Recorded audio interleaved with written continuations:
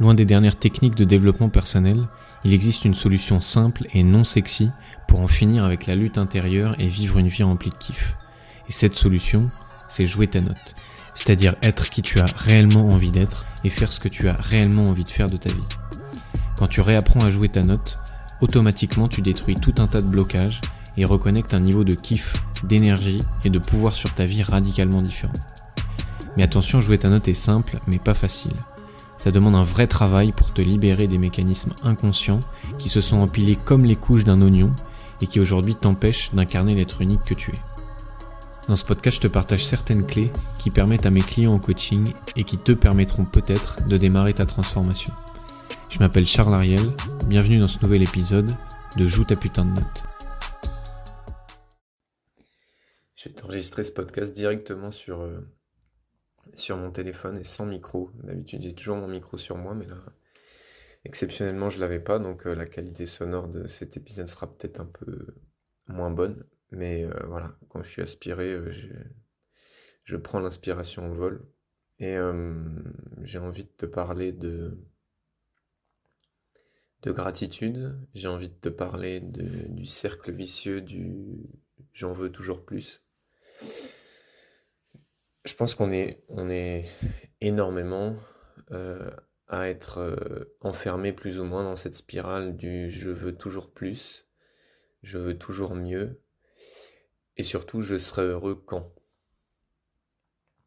On a tous des je serai heureux quand différents, je serai heureux quand je serai en couple, je serai heureux quand je gagnerai plus d'argent, je serai heureux quand j'aurai enfin le corps dont j'ai envie, je serai heureux quand j'aurai ce travail, je serai heureux quand, etc., etc. Et je suis sûr que tu as déjà entendu ou lu des choses sur ça, sur ben non, mais le bonheur, c'est de se contenter de ce qu'on a, le bonheur, c'est maintenant et c'est dans le présent, c'est pas dans le futur, etc., etc. Moi-même, je l'ai entendu des dizaines et des dizaines et des dizaines de fois, mais en fait, c'est pas parce que tu entends quelque chose que tu l'intègres, c'est même pas non plus parce que tu comprends quelque chose que tu l'intègres. Et pour moi, il y a 3 phases. Tu peux savoir, qui est la phase numéro 1, voilà, je sais intellectuellement, j'ai l'information. Tu peux comprendre, qui est un niveau un peu plus profond, parce que c'est pas seulement du par cœur, c'est pas seulement, bon, j'ai enregistré l'information, mais j'ai compris l'information. Puis le 3e niveau, c'est que je l'ai intégré, c'est-à-dire que ça fait partie de moi, ça fait partie de ma vie, c'est du concret, on n'est plus dans le monde des idées, on est dans le monde de la réalité. Et donc on peut avoir compris ce concept de euh, non mais en fait t'en voudras toujours plus et ton je serai heureux quand t'amènera à un autre je serai heureux quand qui t'amènera encore à un autre je serai heureux quand. Et ça t'est certainement déjà arrivé dans ta vie à te dire bah je serai heureux quand j'aurai ce nouvel appartement.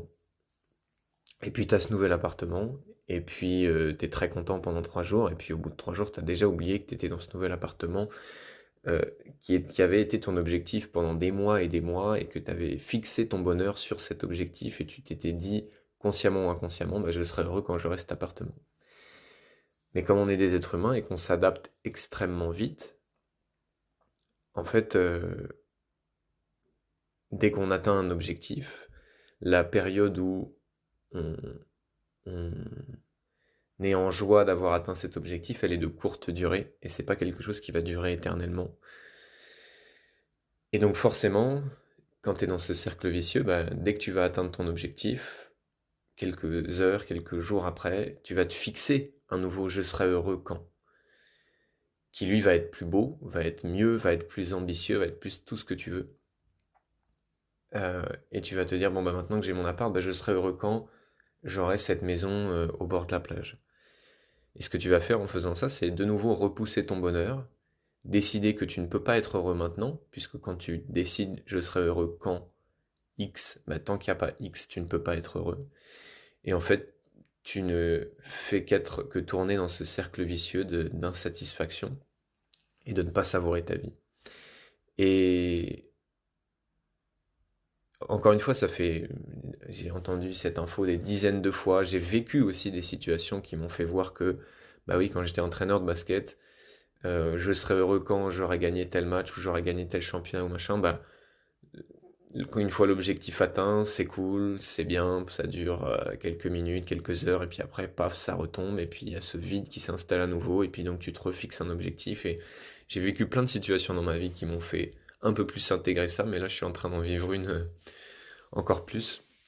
Je suis en train de changer mon bureau, j'ai déménagé de bureau, et donc je suis en train de racheter des meubles, un bureau, une enceinte pour la musique, une chaise, etc., etc. Et ça fait une dizaine de jours que voilà, je regarde sur Internet euh, pour essayer de trouver la meilleure enceinte, le meilleur bureau, etc., etc. Et là, ce matin, on est dimanche et je me suis dit, mais en fait, je me suis visualisé avec cette meilleure enceinte. Ça y est que j'ai acheté, j'ai pris la meilleure enceinte du marché, la plus belle, la plus chère, la plus truc. J'ai pris un super beau bureau, qui est, voilà, un très beau bureau. Je me suis dit, ok, ça y est, j'ai ça. Et puis, j'étais jusqu'ici en train de me dire, bon, bah maintenant, il me faut la meilleure chaise pour travailler, etc., etc. Et je me suis visualisé en train de me dire, ok, imagine, ça y est, tu l'as. Imagine, ça y est, t'as la meilleure chaise, t'as le meilleur bureau, t'as la meilleure enceinte, t'as la meilleure étagère pour mettre tes livres, t'as la meilleure ceci et cela. Et après? Et là, j'ai comme ressenti à nouveau ce vide en moi, à voir que, et à me visualiser en fait que bah, j'allais être content 2 jours, et puis qu'ensuite, cette ingratitude, cette insatisfaction allait revenir quoi qu'il arrive. Et en fait, j'ai un peu plus intégré que le seul moyen de sortir de cette roue du je serai heureux quand, c'est tout simplement de savourer ce qu'on a déjà. Et pour moi, t'as pas d'autre moyen de sortir de ça. Le seul moyen que tu as de sortir de la roue du toujours plus, le seul moyen que tu as de sortir de la roue du je serai heureux quand, c'est de savourer ce qui est déjà là, de jouir de ce qui est déjà là, d'arrêter de croire que ce sera mieux quand ce sera différent. Parce que quand tu décides ça, tu décides que ce qui est là maintenant, tu ne peux pas l'aimer, tu ne peux pas l'apprécier. Et ça peut paraître un peu bateau, se dire, bon, oui, d'accord, savourer ce qu'on a déjà, la gratitude, blablabla. Mais j'ai vraiment intégré ce truc-là que, en fait, c'est un jeu qui est sans fin. C'est un jeu auquel tu ne peux pas gagner. Parce que c'est un jeu où, par définition, tu n'atteindras jamais un état parce que tu auras telle ou telle possession, ou parce que tu auras atteint tel ou tel objectif, ou parce que tu auras tel ou tel job, ou parce que tu auras tel ou tel couple. Jamais, jamais, une fois que tu auras atteint ton objectif, tu seras dans la félicité ultime, et jamais un objectif extérieur ne va pouvoir te remplir durablement à l'intérieur. Jamais un objectif extérieur, l'atteinte d'un objectif extérieur ne va pouvoir te remplir durablement de l'intérieur. Et la seule chose qui va pouvoir te remplir durablement de l'intérieur, c'est de savourer ce qui est déjà là.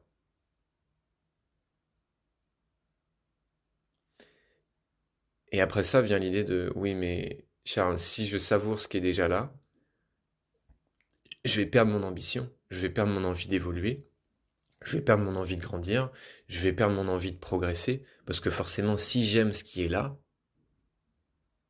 bah, ça va être quoi le moteur, quoi? Ça va être quoi le moteur? Ben, je t'invite à te poser la question là maintenant. Est-ce qu'il y a eu des moments dans ma vie où j'ai savouré et en même temps ça m'a pas empêché d'avancer? Est-ce qu'il y a eu des moments dans ma vie où j'ai vraiment joui de ce qui était là et pour autant, un mois, un an, 3 ans après, bah c'était totalement différent et j'avais évolué, j'avais progressé, j'avais grandi. Pourquoi? Parce que les êtres humains, naturellement, on va grandir et qu'on n'a pas besoin de se forcer à grandir pour grandir. C'est comme si tu demandais à une plante, allez, vas-y, grandis plus vite. Allez, vas-y, t'as besoin de motivation pour grandir et pour devenir une plus grande plante. Bah non. Elle peut faire ça, mais elle va grandir à la même vitesse. Et j'ai déjà fait un podcast sur qu'est-ce qui est le moteur en dessous. Et tu peux avoir plusieurs moteurs différents quand il s'agit d'avancer dans ta vie, ou de progresser, ou d'évoluer. Et t'as le moteur de l'insatisfaction qui peut être justement qui correspond à cette roue du toujours plus, du je serai heureux quand, qui fonctionne, on peut pas dire qu'elle ne fonctionne pas, mais qui est très souffrante. Et puis on a un deuxième moteur qui fonctionne aussi, mais qui est moins souffrant, qui est aimer ce que tu as déjà et comprendre que ça t'empêchera pas d'avancer vers ce que tu veux.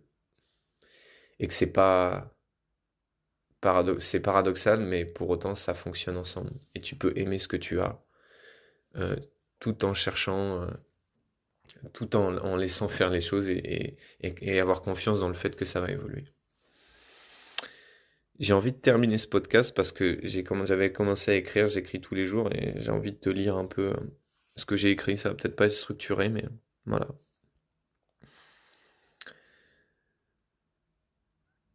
La quête du toujours plus est un jeu auquel tu ne peux pas gagner. Le prochain plaisir t'amènera à vouloir trouver un plaisir plus grand, qui t'amènera à vouloir un plaisir plus grand, qui t'amènera à vouloir un plaisir plus grand. La meilleure enceinte t'amènera à vouloir l'enceinte encore mieux. Choisir le beau, la qualité et savourer ce qu'on a. Le contentement, la savourance. Sortir de la roue du toujours plus en savourant ce qui est là.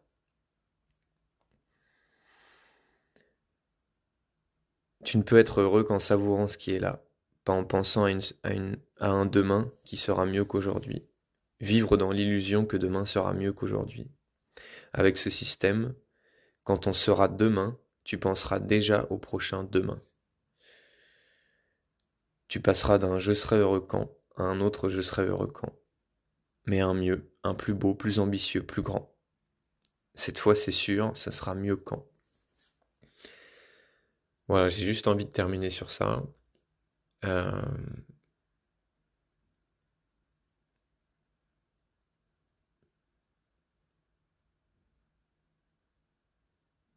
Tu peux regarder dans ta vie, tiens aujourd'hui, de 0 à 10, à quel point je savoure ce que j'ai déjà. Oui, j'ai des objectifs de vouloir être, je sais pas, plus musclé, manger mieux, avoir des enfants, etc. Mais de 0 à 10, elle en est où ma capacité à savourer ce qui est déjà là? Est-ce que je suis tout le temps en train de me dire « Ah non, mais ça pourrait être mieux, mais là, si c'était comme ça, ce serait mieux » ou est-ce que je suis en train de vraiment apprécier les conditions actuelles de ma vie? De 0 à 10, t'en es à combien? Je te souhaite une belle journée et je te dis à très bientôt. Dans le cas où tu voudrais aller plus en profondeur, j'ai décidé de mettre à disposition gratuitement ma dernière conférence qui s'appelle les 5 étapes pour réapprendre à jouer ta putain de note. Tout simplement, c'est la conférence la plus complète que j'ai faite jusqu'ici et qui va te donner les 5 étapes concrètes par lesquelles passer si jamais tu veux te transformer en profondeur et vivre une vie remplie de kiff et ça de manière durable.